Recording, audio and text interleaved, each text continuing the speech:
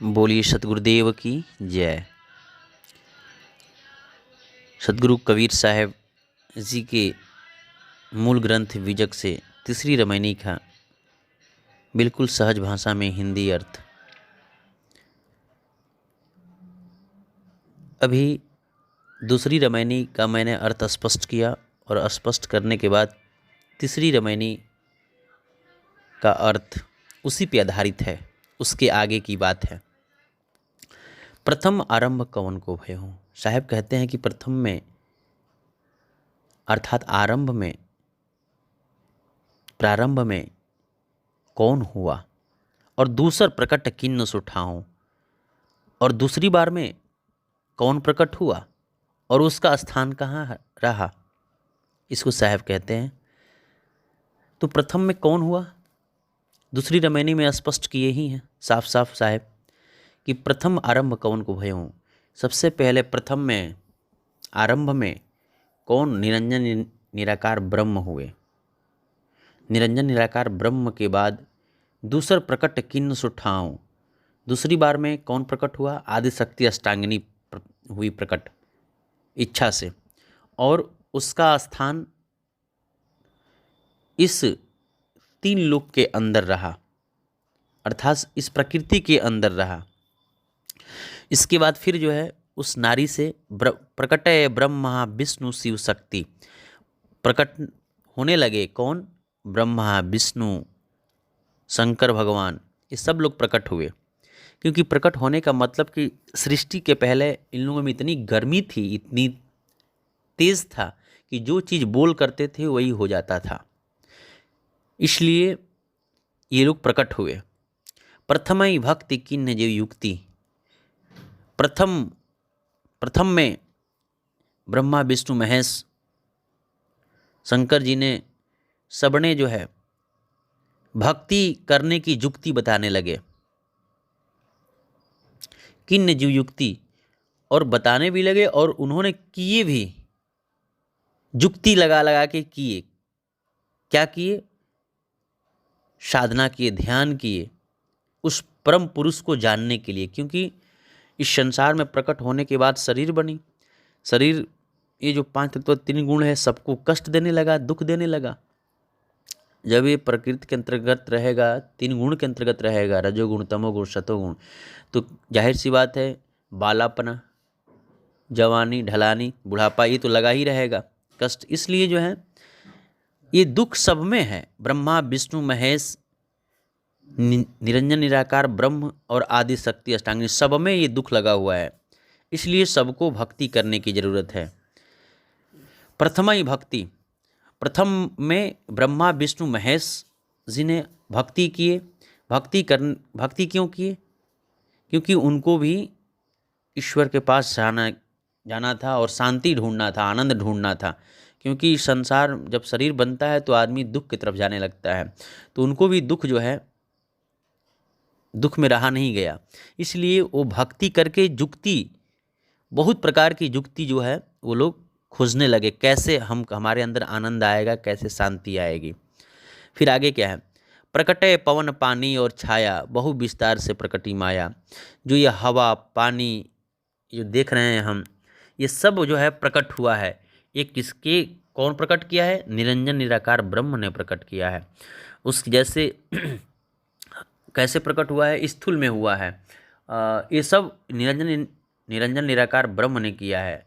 निरंजन निराकार ब्रह्म जो है कि छठवीं शरीर बनी, छठवीं शरीर जो स्थूल शरीर जिसको बोलते हैं, स्थूल सूक्ष्म कारण महाकारण कैवल्य हंस, ऐसे करके 6 शरीर हुआ।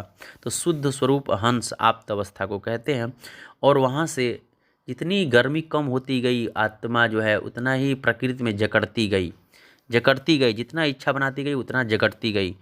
तो जकड़ने का मतलब कि जो है छठवीं शरीर से जो है ये प्रकट पवन पानी छाया और माया सब प्रकट होने लगी संसार में, संसार बनने लगा।